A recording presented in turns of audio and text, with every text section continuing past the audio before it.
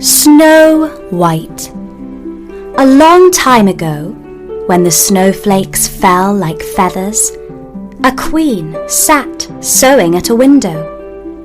She pricked her finger on a needle so that 3 drops of blood fell upon the snow. How pretty her red blood looked dazzling on the whiteness. The queen said, "Ah me, if only I had a child with skin as white as snow, and lips as red as blood, and hair as black as the ebony window." In the spring, she had a child who was just as she had imagined, and everyone called her Snow White.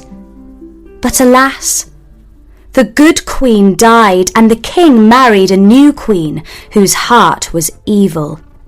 This wicked queen had a magical mirror, and when she stood and gazed into it, she asked, "Mirror, mirror on the wall, who is the fairest of them all?"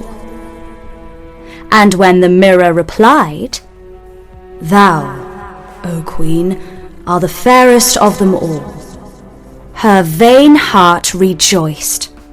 Snow White grew more and more beautiful with every passing year. At last, the time came when the mirror said, "O queen, if truth be told, Snow White is fairest, now she is 16 years old." And the queen almost smashed the mirror in her rage. The next morning, she summoned a hunter and gave him orders. "Take Snow White out, and don't bother to bring back anything but her heart." The hunter led Snow White to the woods where, taking pity on her innocent heart, he told her to run and hide. She ran and ran, cutting herself on brambles. Meanwhile, the hunter returned to the queen with the heart of a deer.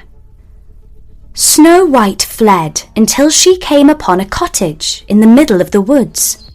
The door was open. She went inside and saw that the furniture was child-sized. She curled up on one of the 7 little beds and fell asleep.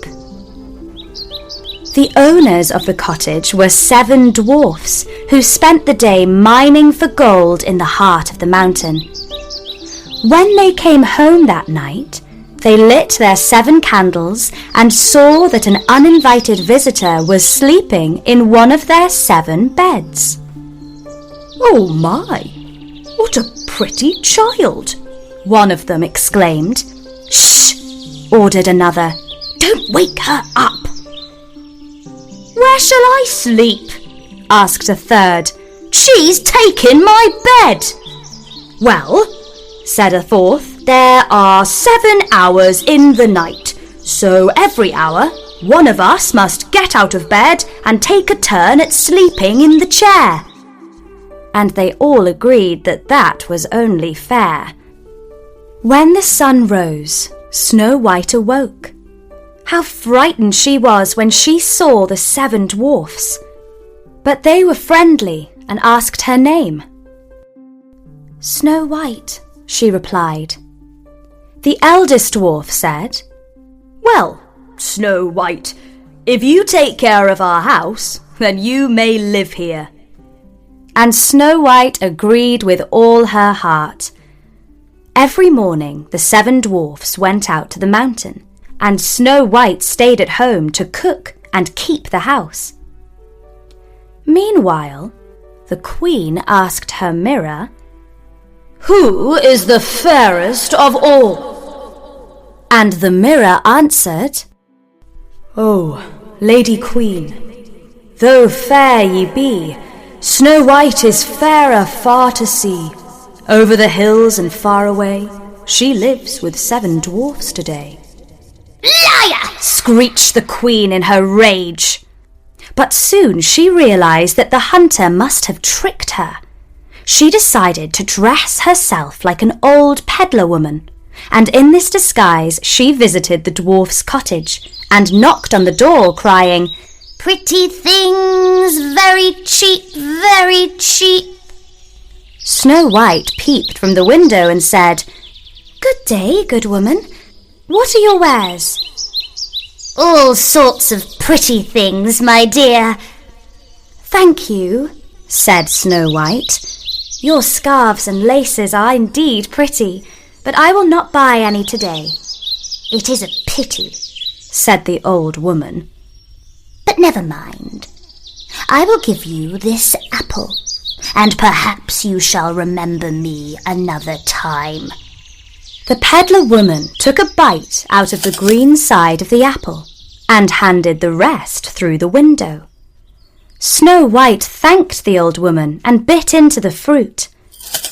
Little did she realize that the wicked queen had poisoned the rosy side of the apple, the part that Snow White now swallowed. That night, when the dwarfs came home, they found Snow White lying upon the floor.